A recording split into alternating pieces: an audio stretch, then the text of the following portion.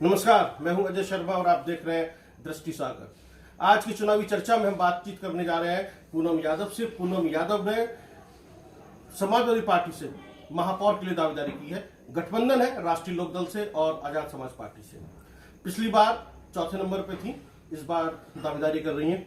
और मेरे साथ में मौजूद है मधु सागर शर्मा। डॉक्टर मधु सागर शर्मा भी इस परिचर्चा में शामिल रहेंगी। साथ में प्रियंका भी है, वो भी परिचर्चा में शामिल रहेंगी। महिला सीट है, 3 महिलाएं मेरे साथ में हैं। बातचीत करेंगे महिलाएं कैसे देख रही हैं इस चुनाव को और उनको क्या क्या कहना चाहती हैं। पूनम जी, सबसे पहले गाजियाबाद की महिलाओं से क्या कहना चाहती हैं? कि लेडी पावरमेंट का मैं बात करती हूँ कि जो हमारे जो मौका मिल रहा है, इस मौके को हम सबको मिलकर एकजुट होकर इसमें काम करें। जी, तो यार महिलाओं का आह्वान कर रही है, मौका है इसलिए कुछ कर लीजिए। हाँ, कुछ कर लीजिए। तो महिलाओं के लिए क्या क्या करने वाली हैं आप? सबसे पहले देखो, आजकल महिलाएं सारी काम कर रही हैं, नौकरी एम्प्लॉयड है सारे। हम जैसे चले जाते हैं, सुबह की निकली लेडीज रात को पता नहीं 8 बज जाए 9 बज जाए, उनका कोई टाइम नहीं होता है जी। और उसके बाद फिर वो जो आने का टाइम हो गया, वो स्ट्रीट लाइट्स का पता नहीं होता है, उनके कोई सेफ्टी गार्ड्स का कुछ पता नहीं है कि कहाँ पे कैसा रास्ते मिलेंगे, रोड होंगे। और उनके सेफ्टी के लिए मैं सीसी कैमरास लगवाऊंगी। लगवाने का वो करेंगे, विनती करूंगी अपने से नगर निगम से। और उनकी सेफ गार्ड के लिए जिप्सी पेट्रोलिंग रखवाएंगे। आपने बहुत बड़ी बात कही है। सीसीटीवी कैमरा लगवाने की बात की आपने, स्ट्रीट लाइट लगवाने की बातचीत की है।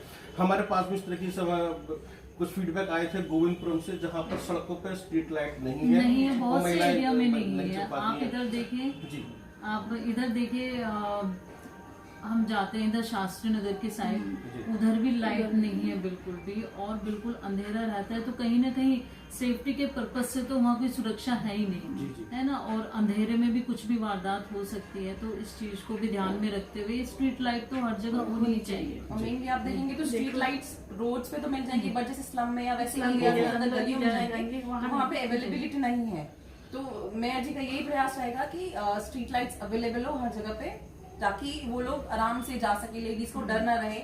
और पेट्रोलिंग जो है, पुलिस पेट्रोलिंग जो है उसकी गश्त थोड़ी बढ़ा दी जाए, जिससे कि रात के टाइम पे थोड़ी ज्यादा हो, जो दैट की वुमेन विल फील सेफ। आपने बहुत बड़ी बात कही है कि जो स्लम एरियाज है उसके बारे में अपनी चिंता जाहिर की है। और तो स्लम एरियाज में और क्या क्या हो जाना चाहिए? गार्बेज का है, गार्बेज का बहुत ज्यादा है हर जगह। गार्बेज का तो स्लम एरियाज ही नहीं, यहाँ पर भी कचरे का बहुत ज्यादा, आप कहीं पे भी देख सकते हैं, पूरा गार्बेज का ढेर लगा रहता है। तो उसके लिए क्या है, हम लोग ये मैं ऐसा भी करेंगे कि बायोडिग्रेडेबल और डिग्रेडेबल वेस्ट को सेपरेट करें, जिससे कि श्रेडिंग होके, जैसे आपने देखा हाईवेज रोड्स बन रहे हैं, एक रोड या हाईवे बना है जो सिर्फ टायर को श्रेड करके उसको यूज करके बनाया गया है। तो हमारी यही रहेगा कि हम लोग भी वेस्ट को यूज करें, जो नॉन बायोडिग्रेडेबल वेस्ट है उसको हम यूज करके कहीं ना कहीं जैसे रोड्स में यूज हो जाए, जिस तरीके नई टेक्नोलॉजी का इस्तेमाल करना चाहते हैं, नए इनोवेटिव क्रिएटिव आइडियाज लेकर आना चाहते हैं, तो ये आपकी प्लानिंग्स में रहेगा। तो आपसे बातचीत करके थोड़ा अंदाजा हो रहा है। लेकिन जिस तरीके से आशा शर्मा जी को अवार्ड मिला पूर्व मेयर, तो वेस्ट मैनेजमेंट को लेकर कहा गया, और स्वच्छता में भी गाजियाबाद ने थोड़ी सी ऊंची छलांग लगाई। लेकिन इसके बावजूद भी आप जितनी पार्टियां हैं, मैं आम आदमी पार्टी की बात करूं, मैं कांग्रेस की मैं बात करूं, बसपा की मैं बात करूं, और आपकी बात कर रहा हूं, आप लोग कूड़े के ढेर की बात कर रहे हैं, गंदगी की बात कर रहे हैं, स्लम एरियाज में गंदगी की बात कर रहे हैं, आप लोग जो है गंदे पानी की बात कर रहे हैं। तो ये सब कुछ शहर की जनता को दिखाई क्यों नहीं दे रहा? अब इस बार हमें लग रहा है कि जनता they need a change, so we are asking for a vote जो चेंज लाए इनके अंदर। बाकी तो ये सब जनता ही डिसाइड करेगी। वो लोग देख रहे हैं ना, क्या हो रहा है, रिव्यूज मिल रहे हैं, आप लोगों को भी मिल रहे होंगे कि दे नीड अ चेंज जी। जैसे बीजेपी का गढ़ माना जाता है इसको, हम चाहते हैं, हम जनता से ये अपील करते हैं कि इस बार चेंज करें, चेंज करके एक बार नए चेहरे को मौका दें जी। तो एक नए चेहरे को मौका दें। तो नए चेहरों में जो है पुष्पा रावत भी हैं कांग्रेस पार्टी से, आप जो है गठबंधन से आप हैं यहाँ पर पूनम यादव जी। तो गाजियाबाद की जो जनता है, शहर की सरकार बनाने में पूनम यादव को मेयर क्यों बनाए, क्यों वोट देते आप, बताइए। ये तो जनता ही ये सारी पार्टी बात कर रही है। ये तो देखो टाइम आएगा, जैसे हम जो प्लानिंग कर रहे हैं, उस प्लानिंग को हम जिस तरह से हम लेके चल रहे हैं, उसे हमें ऐसी उस पे लाना है जिससे लोगों को पता चले। मैं डोर टू डोर जाऊंगी, उनकी डोर टू डोर महिलाओं से बात करके उनकी परेशानियों को पूछूंगी। जो आम इंसान, जैसे अभी आपने कहा डोर टू डोर जाएंगे, वोटर बड़ा स्मार्ट है, बहुत स्मार्ट है, अंदर की बात नहीं बताता है। आप जाएंगे, बातचीत करेंगे, अच्छा बहुत अच्छा, ठीक है, अच्छा हाँ ठीक है, वोट देंगे, लेकिन वोट किसको देगा वो उसी को पता है। बिल्कुल, ये तो सही है। तो ऐसे में बड़ा मुश्किल होगा ये कहना कि क्या होने वाला है, लेकिन आपकी दावेदारी है, प्रयास है। मैं मधु जी से पूछना चाहता हूँ, मधु जी आप इस पूरे चुनाव को कैसे देखेंगे? आप लोग शिक्षाविद हैं, पत्रकार भी हैं। एक्चुअली अजय जी, मैं इस चुनाव को जो मेरी नजर है, मैं उससे इस तरह से देखती हूँ कि बहुत सी पार्टियों ने मेयर प्रत्याशी खड़े किए हैं और जो हमारे पिछले मेयर भी रहे हैं, और कहीं ना कहीं देखिए आगे आगे काम हो जाता है, लेकिन बहुत सी बस्तियां इस तरह से जहां तक वो पहुंच ही नहीं पाते, जहां उनकी परेशानियों को समझा ही नहीं जाता। तो मेरा तो नजरिया यही रहेगा पूरे चुनाव को देखने के लिए कि जनता अब बहुत समझदार हो गई है, जागरूक हो गई है। वो किसी पार्टी नीति आधार पे न काम करके सही कैंडिडेट को चुने, जो उनके साथ खड़ा होकर के, उनके साथ मिलकर, जमीनी स्तर से उनके साथ जुड़कर उनके काम को देखे, और जो भी परेशानियां हैं उनको दूर करने का उनका मेयर, जो भावी मेयर बनेगा, वो उनकी सारी परेशानियों को दूर करे। क्योंकि कहीं ना कहीं ये सब चीजें देखने को मिलती हैं कि वादे तो बहुत किए जाते हैं, लेकिन उन वादों पे खरा हर कोई नहीं उतरता है।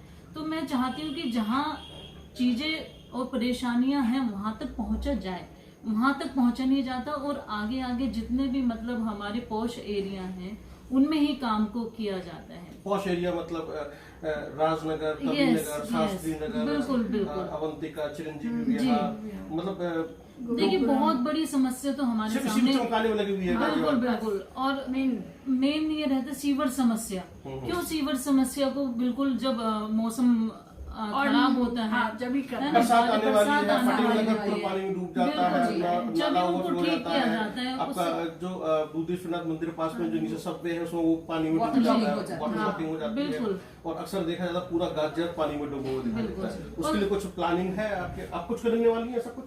इसके लिए प्लानिंग सुन रहा है आपको? शहर यही है कि इसके प्लान यही करें कि टाइम टू टाइम से ड्रेनेज को साफ करा जाएगा, और ये गाद भी निकाला जाएगा, मशीन नगर निगम से आप काम करवाएंगे जिससे कि शहर जो पानी में ना डूबे। जो बड़े बड़े अपार्टमेंट्स हैं उनकी पार्किंग पानी में डूब जाती है, चाहे वो राजेंद्र नगर हो, लाजपत नगर हो, या फिर वैशाली हो, वसुंधरा हो। सबसे बड़ी समस्या जो रहती है पानी निकासी की, पानी निकासी की समस्या बहुत बड़ी है, क्योंकि सीवर भी बनवा दिया जाता है, सड़कें भी बनवा दी जाती है, लेकिन उनकी निकासी नहीं होती। उनकी अगर टाइम से साफ सफाई हो जाए तो वो नहीं होगा।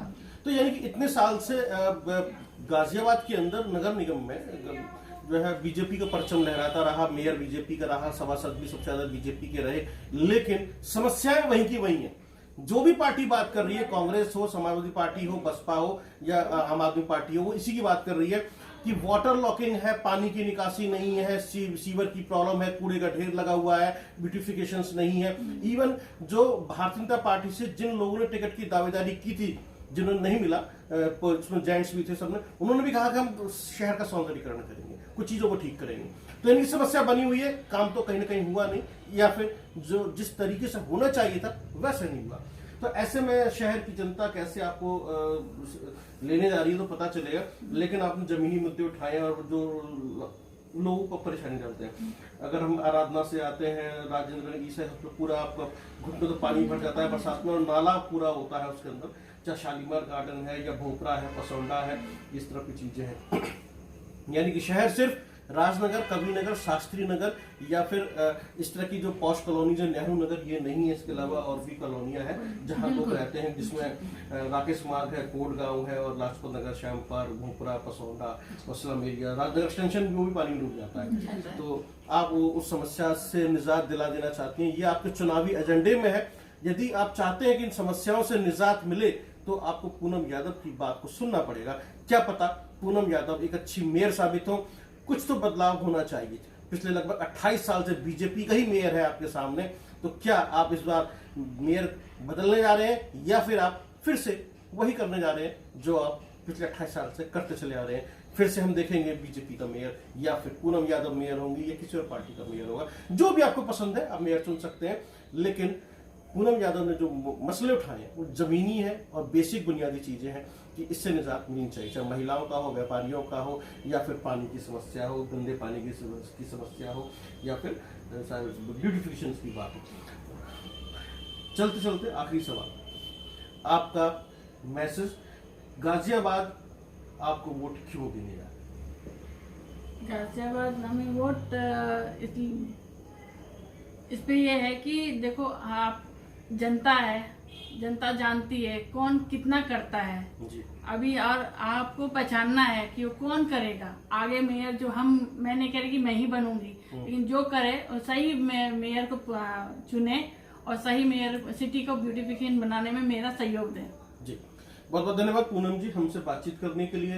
मधु सागर शर्मा जी बहुत बहुत धन्यवाद, आपने हमें समय दिया, हमसे बातचीत की। प्रियंका आपका भी बहुत बहुत धन्यवाद, आपने हमें समय दिया, हमसे बातचीत की। आप देखते रहिए दृष्टि सागर। अगले एपिसोड में फिर आपसे मुलाकात होगी नए मेयर प्रत्याशी साथ में। हम सुनेंगे और जानेंगे और समझेंगे उनका क्या चुनावी एजेंडा है, किन मुद्दों को लेकर वो आपके बीच आ रहे हैं और क्यों आपको उनको वोट देना चाहिए। क्योंकि शहर की तस्वीर कैसी होगी, शहर की तकदीर कैसी होगी, ये आपका वोट तय करेगा। इसलिए सोच समझकर वोट दें, ना कि ये सोचकर कि दूसरे मुद्दों की मैं बात कर रहा हूं। तो सोच समझकर वोट करें, क्योंकि शहर आपका है और वोट भी आप ही का है। बहुत बहुत धन्यवाद, देखते रहिए आप दृष्टि सागर।